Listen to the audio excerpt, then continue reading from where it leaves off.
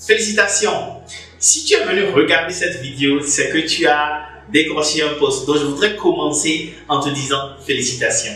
Comment réussir la période d'essai?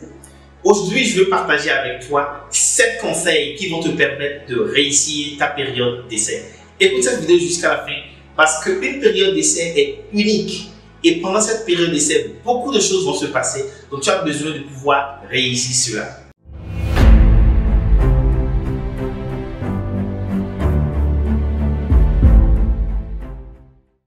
Hey, salut et bienvenue sur L'Impatient. L'Impatient, c'est la plateforme des personnes qui avancent vite et très vite en Afrique. Ici, nous partageons des conseils pratiques pour te permettre d'aller très vite et d'obtenir le meilleur en tant que professionnel. Conseil numéro 1, se faire apprécier par ses collègues et sa hiérarchie. Lorsque tu commences à un nouveau poste, tu auras 3 mois souvent pour la période d'essai. Et il est important de se rappeler que pendant la période d'essai, tu peux rompre le contrat, comme également ton employeur peut rompre le contrat si vous n'arrivez pas à vous entendre. Et donc, ceci est une période très sensible. Je dirais que c'est une période au cours de laquelle les deux parties, donc toi et ton employeur, vous observez pour voir si vous allez correspondre, si vous allez matcher comme un couple. Le premier conseil ici, c'est de se faire apprécier par ses collègues et par sa hiérarchie. Ici, c'est ton sens de relationnel qui doit être beaucoup mis en avant au niveau de ce premier conseil. Donc, il est important de pouvoir montrer que tu as un sens du contact facile, de pouvoir t'acclimater, de pouvoir discuter avec les gens à la pause, de pouvoir t'intéresser aux personnes. Ici, il est important de mettre en avant ton sens du relationnel. Conseil numéro 2, être curieux. Pour réussir ta période d'essai, tu as besoin de montrer de la curiosité. Et comment montrer que tu es curieux? C'est de poser beaucoup de questions. Donc, pose énormément de questions pour comprendre. Et quand tu poses une question, écoute les réponses. Et montre que si tu poses une deuxième question à partir d'une première question, c'est que tu as pris en compte le feedback de la personne. Tu as pris en compte ce que la personne a communiqué avec toi pour pouvoir poser la prochaine question. Conseil numéro 2, être curieux. Conseil numéro 3, prendre des initiatives. Pour passer ta période d'essai, tu as besoin de prendre des initiatives. Tu as besoin d'aller au-delà de ce qui est attendu. Tu as besoin de faire plus que ce qui est attendu, de ne pas juste rester là et attendre qu'on te dise fais ceci, fais ceci, fais ceci.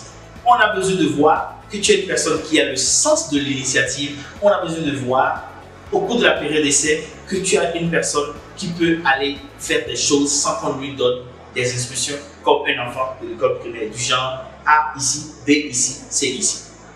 Et à ce niveau, il est important en prenant des initiatives de ne pas être imposant, de pouvoir prendre des initiatives mais en montrant que c'est vraiment de la suggestion, une manière pour toi de pouvoir améliorer les choses. Conseil numéro 4, pour réussir ta période d'essai, tu as besoin d'être professionnel. Être professionnel, c'est faire bien son travail, c'est évident. Mais c'est également venir à l'heure au bureau et se comporter de manière respectueuse et professionnelle. Dans ce niveau-là, tu as besoin de venir un peu tôt, surtout que c'est la période d'essai, tu as besoin de montrer que tu es une personne ponctuelle. Tu as également besoin, tout en étant professionnel, de montrer que tu es une personne compétente. À ce niveau-là, on n'a pas besoin de te montrer ton travail, tu as besoin de prouver que tu es une personne compétente. Conseil numéro 4, être professionnel. Conseil numéro 5, comprendre clairement son rôle. Lorsque tu viens dans une entreprise, tu dois arriver à rapidement, au cours de la période d'essai, fixer qui fait quoi et surtout, toi dans l'entreprise, quel est ton rôle. Ici, il s'agit essentiellement de pouvoir comprendre qu'est-ce que tu dois faire, tes objectifs, comment surtout ces objectifs-là vont être mesurés et dans toute l'organigramme de l'entité ou de l'organisation, où est-ce que ton rôle est et à quel niveau tu joues un rôle important pour régler des problèmes au sein de l'entreprise. Donc ici, il est important que tu comprennes très bien ton rôle. Et une manière de le faire, c'est simplement de bien prendre le temps d'étudier son cahier de charges et de se poser les questions, à savoir comment est-ce que je fais ceci et comment surtout ceci entre en ligne de compte pour le développement ou la réussite des activités de l'entreprise. Et une chose qui est importante ici, c'est de se rappeler comment est-ce que tu seras mesuré, comment est-ce que tu seras évalué. Conseil numéro 6, observer et s'adapter. Au cours de la période d'essai, tu seras bousculé. Tu auras des pressions un peu partout. Mais il est important que tu observes. Il est important que tu observes les codes. Il est important que tu observes comment les gens se comportent, comment les gens se parlent. Il est important que tu observes les dynamiques de pouvoir. Et il est important, quand tu finis cette observation-là, de pouvoir également t'adapter, t'ajuster. Dans une nouvelle organisation, il y a une manière de parler. Dans une nouvelle organisation, il y a une durée que les gens prennent à la pause. Dans une nouvelle organisation, il y a une manière de se tutoyer, une manière de se porter main forte, une manière même de faire des commérages. Il est important que tu observes tout cela et pour pouvoir t'adapter.